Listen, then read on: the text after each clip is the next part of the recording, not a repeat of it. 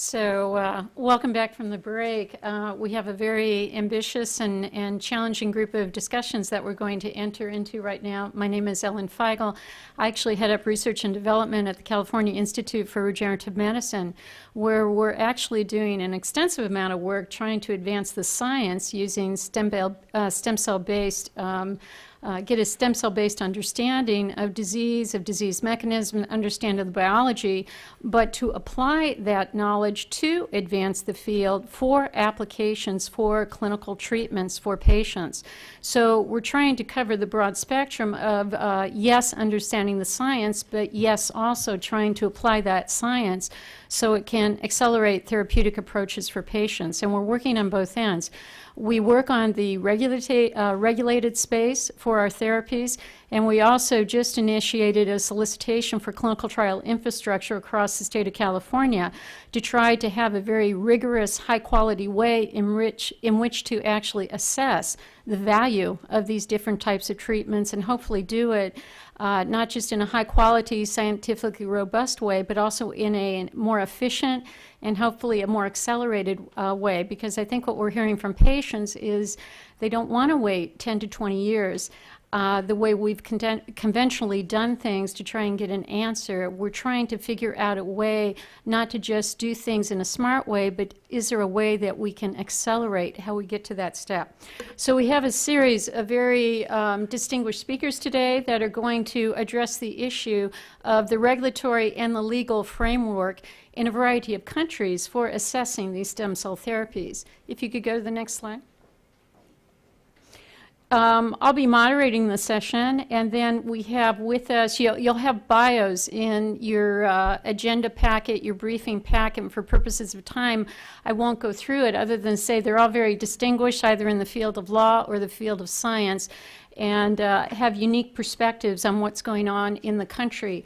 Margaret Foster Riley from the University of Virginia School of Law will help set the pace in terms of what's available for the regulatory and legal framework for assessing stem cell therapies in the United States.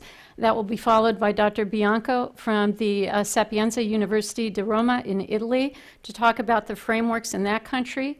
That will be followed by Dr. Toshio Miyata from the Health and Global Policy Institute in Japan. They're particularly focused on IPS technology right now. They're pioneering some innovative clinical pathways for moving that kind of technology forward. So he'll presumably be talking about some of that in his presentation. His talk will be followed by Dr. Maria de Jesus Medina from the Universidad in Mexico, talking about the regulatory framework or the lack of in the country of Mexico. And then that will be followed by Dr. Zhao from the Institute of Zoology, the Chinese Academy of Sciences, talking about the legal framework in China. And then we'll follow that with a panel discussion. These are some of the questions that we asked the speakers to think about as they were putting their presentation together.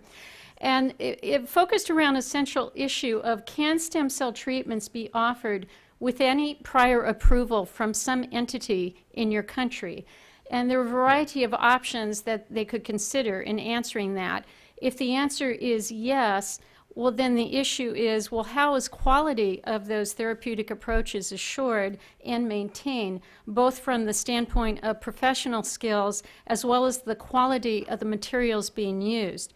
If the answer is no, then what entity or entities must approve the treatment, and what's the basis for the decision? Is it safety and effectiveness? Is it safety alone?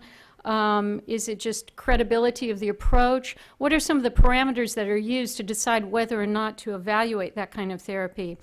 And then the third option is the question not answerable? It's too broad of a question unless we have further details about the actual product. And I want to clarify, we're not talking about the practice of medicine here when we're at least talking about the regulation of these therapeutic products. We're talking about a product and its manufacturing.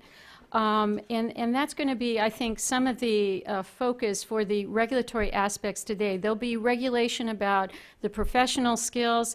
There'll be regulation about the institution or the organization that's conducting it. There are a variety of ways that we have regulation But I think a big focus, at least of our panel, is to talk about the product as well. Also, how would that information be obtained about the, type of evidence that's needed, and then who's responsible for making the information available and to whom? The other question that we asked the speakers is to try and address, can a treatment be advertised directly to consumers, directly to the patients? And once again, the options are yes, no, or maybe, and would this depend on further details about the product?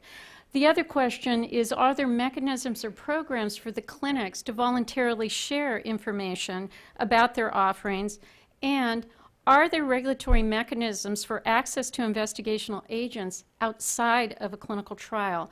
I think we heard a lot today about people seeking treatment outside the conventional clinical trials that we have available. And one of the things that I'd like the speakers to address today is what types of mechanisms are available in these various countries where there might be access to an investigational agent before it is approved, but outside the context of what we conventionally think of as a clinical trial. So let's start then with the first speaker, who's going to be Margaret Foster Riley from the University of Virginia School of Law, talking about what we have in the United States.